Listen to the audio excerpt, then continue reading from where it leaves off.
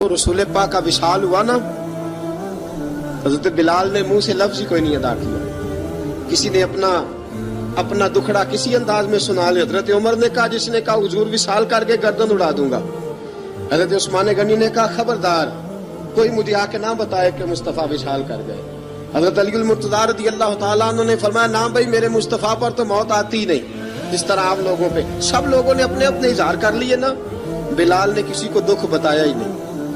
ایک کونے میں بیٹھ کے نا حضرت بلال اکیلے آنسو بہاتے رہے، کسی کو بتایا ہی نہیں، اکیلے روئے. ایک شخص کہنے لگا، یار بلال بولتا نہیں. کہا نہ بلاؤ اسے. عصر کی نماز کا وقت ہوا نا، تو وہ بلال جو کعبے کی چھت پہ بغیر سیڑھیوں کے چڑھ گیا تھا، وہ بلال جو کعبے کی چھت پہ بغیر کسی سہارے کے چڑھ گیا تھا، اس بلال کو کہا کہ بلال چل ذرا آذان پڑھ، مسجد کی چھت پہ چڑھ جا. حضرت بلال کئی بار چڑھے اور کئی بار گرے، کئی بار چڑھے اور کئی بار گرے. حضرت بلال حبشی رضی اللہ تعالیٰ نے آواز دی، کہا سلمان میری مدد کرنا، میری مدد کرنا. اب مجھ سے چڑھا نہیں جاتا، اب مجھ سے جایا نہیں جاتا. جناب سلمان فارسی نے بھی سوال نہیں پوچھا کہ بلال تو بیمار ہے، یہ نہیں پوچھا.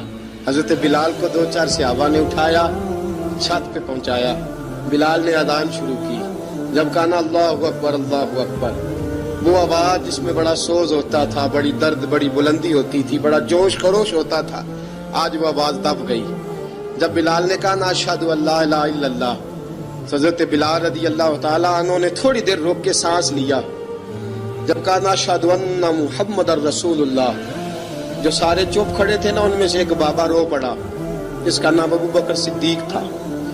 جب حضرت ابو بکر صدیق کی آنکھ میں آنسو آیا تو حضرت بلال چھت کے اوپر زمین پہ گرے، زمین پہ گرے اور کہا ابو بکر یہ ڈیوٹی کسی اور کی لگا دے، یہ ڈیوٹی کسی اور کی لگا دے، اب میری روح اجازت نہیں دیتی، مصطفیٰ کریم کے بعد مجھ سے اذان نہیں پڑھی جائے گی. آپ نے واقعہ سن رکھا ہے کہ ایک بار صحابہ نے بلایا، دوبارہ آئے، حضور خواب میں ملے. کہا بلال تو آتا کیوں نہیں؟ بلال چھوڑ کے چلے گئے تھے. فرمایا اب میرا یہاں دل نہیں لگتا. ملک شام کے شہر حلب میں چلے گئے تھے، چھوڑ دیا تھا مدینہ منورہ. اب میری نگاہوں میں جچتا نہیں کوئی، جیسے میرے محبوب ہیں ایسا نہیں کوئی. حضور خواب میں ملے، آئے مدینے. حضرت بلال آخری بار، لوگوں نے کہا اذان پڑھو. کہا مجھے وہ اذان بھول ہی گئی ہے جو مجھے مصطفیٰ کریم کے زمانے میں پڑھا کرتا تھا، مجھ سے نہیں پڑھی جاتی. نہ مجھے کہو، میں کیسے پڑھوں؟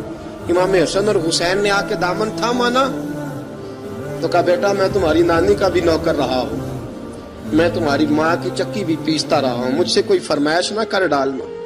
میں نے نوکری کی ہے اور مجھے اگر اللہ نے توفیق دی تو میں تمہارے بچوں کے پیر بھی دھویا کروں گا.